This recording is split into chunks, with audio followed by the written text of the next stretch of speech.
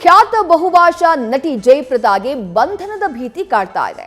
ಜಾಮೀನು ರಹಿತ ವಾರೆಂಟ್ ಅನ್ನ ನೀಡಿದೆ ರಾಂಪುರ್ ಕೋರ್ಟ್. ಉತ್ತರ ಪ್ರದೇಶದ ರಾಂಪುರ್ ಪೊಲೀಸರಿಗೆ ಕೋರ್ಟ್ ಆದೇಶವನ್ನ ಕೊಟ್ಟಿದೆ. ಚುನಾವಣಾ ನೀತಿ ಸಂಹಿತೆ ಉಲ್ಲಂಘಿಸಿದ್ದಕ್ಕಾಗಿ ಈ ರೀತಿ ವಾರೆಂಟ್ ಜಾರಿಯಾಗಿರುವುದು. 2019ರ ಲೋಕಸಭಾ ಚುನಾವಣೆಯ ಸಂದರ್ಭದಲ್ಲಿ ಚುನಾವಣಾ ನೀತಿ ಸಂಹಿತೆಯನ್ನ ಉಲ್ಲಂಘನೆ ಮಾಡಿದ್ದಾರೆ ಅನ್ನುವಂತಹ ಕಾರಣಕ್ಕಾಗಿ ವಾರೆಂಟ್ ಜಾರಿ ಮಾಡಲಾಗಿದೆ. ಕೇಸ್ ಸಂಬಂಧ 7 ಬಾರಿ ನೋಟಿಸ್ ಕೊಡಲಾಗಿತ್ತು. ನೋಟಿಸ್ ಕೊಟ್ಟರೂ ಕೂಡ ನಟಿ ಡೋಂಟ್ ಕೇರ್ ಅಂದಿದ್ರು. ಈ ಹಿನ್ನೆಲೆ ಜಯಪ್ರದಾರನ್ನ ಬಂಧಿಸುವಂತೆ ಕೋರ್ಟ್ ಹುಕುಂ ಮಾಡಿದೆ. ಜಯಪ್ರದಾ ಬಂಧನಕ್ಕೆ ವಿಶೇಷ ತಂಡವನ್ನ ರಚಿಸುವಂತೆ ಆದೇಶಿಸಿದೆ. ಫೆಬ್ರವರಿ 27ರಂದು ಕೋರ್ಟ್ ಮುಂದೆ ಹಾಜರುಪಡಿಸುವುದಕ್ಕೆ ಸೂಚನೆಯನ್ನ ಕೊಟ್ಟಿದೆ.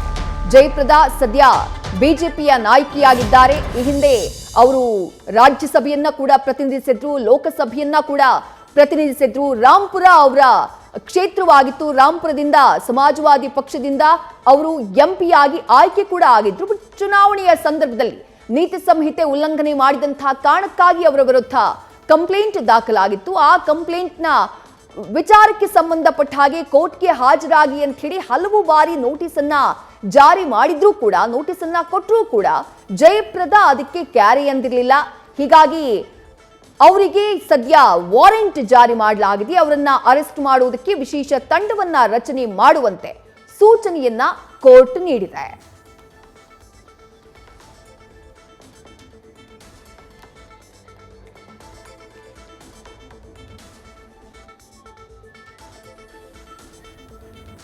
ಮತ್ತಷ್ಟು ಡೀಟೇಲ್ಸ್ ನಮ್ಮ ನವದೆಹಲಿ ಪ್ರತಿನಿಧಿ ಜಗದೀಶ್ ನೀಡ್ತಾ ಹೋಗ್ತಾರೆ. ಜಗದೀಶ್, ನಟಿ ಜಯಪ್ರದಾ ಅವರಿಗೆ ಸದ್ಯ ಬಂಧನದ ಭೀತಿ ಕಾಡ್ತಾ ಇರೋದು. ಯಾವ ರೀತಿ ಅವರು ಚುನಾವಣಾ ನೀತಿ ಸಂಹಿತೆಯನ್ನ ಆ ಸಂದರ್ಭದಲ್ಲಿ ಉಲ್ಲಂಘನೆ ಮಾಡಿದ್ರು, ಏನ್ ಡೀಟೇಲ್ಸ್ ಸಿಗ್ತಾ ಇದೆ ಇದಕ್ಕೆ ಸಂಬಂಧಪಟ್ಟ ಹಾಗೆ?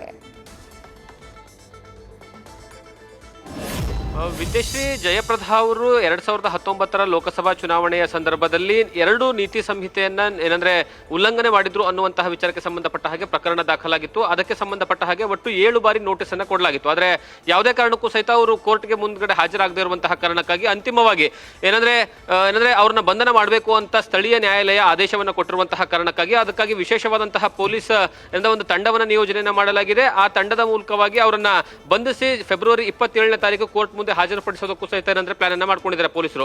ಏನಂದ್ರೆ 2019ರ ಸಂದರ್ಭದಲ್ಲಿ ಏನಂದ್ರೆ ಚುನಾವಣೆ ನಡೆಯುವಂತಹ ಸಂದರ್ಭದಲ್ಲಿ ಅವರು ಮೊದಲ ಹಂತದಲ್ಲಿ ನೀತಿ ಸಂಹಿತೆ ಉಲ್ಲಂಘನೆ ಮಾಡುವಂತದ್ದು ಏನಂತಂದ್ರೆ ಭಾಷಣ ಮಾಡುವಂತ ಮೂಲಕವಾಗಿ ಮತ್ತೆ ಅದರ ಜೊತೆಗೆ ಅವರ ವ್ಯಾನ್ಗಳಲ್ಲಿ ಏನಂತಂದ್ರೆ ಹೆಚ್ಚಿನ ಜನರನ್ನ ಕೂರಿಸ್ಕೊಂಡು ಹೋಗಿದ್ರು. ಮತ್ತೆ ಅದರ ಜೊತೆಗೆ ಅನುಮತಿ ಇಲ್ಲದೇನೆ ಅವರು ವ್ಯಾನ್ಗಳನ್ನ ಬಳಕೆಯನ್ನ ಮಾಡ್ಕೊಂಡಿದ್ರು ಅನ್ನುವಂತಹ ಒಂದು ಪ್ರಕರಣಕ್ಕೆ ಸಂಬಂಧಪಟ್ಟ ಹಾಗೆ. ಮತ್ತೆ ಎರಡನೇದಾಗಿ ಏನಂದ್ರೆ ಅಲ್ಲಿ ಸ್ಥಳೀಯರಿಗೆ ಊಟದ ವ್ಯವಸ್ಥೆಯನ್ನ ಮಾಡಿದ್ರು ಅವರ ಪಕ್ಷದ ವತಿಯಿಂದ. ಮತ್ತೆ ಇವರು ಸ್ವತಃ ಜಯಪ್ರದಾ ಅವರೇ ಅಲ್ಲಿ ಏನಂತಂದ್ರೆ ಅವಕಾಶ ಮಾಡಿಕೊಟ್ಟಿದ್ರು ಅನ್ನುವಂತಹ ವಿಚಾರಕ್ಕೆ ಸಂಬಂಧಪಟ್ಟ ಹಾಗೆ 2ನೇ ಪ್ರಕರಣವು ಸಹಿತ ದಾಖಲಾಗಿರುತ್ತೆ.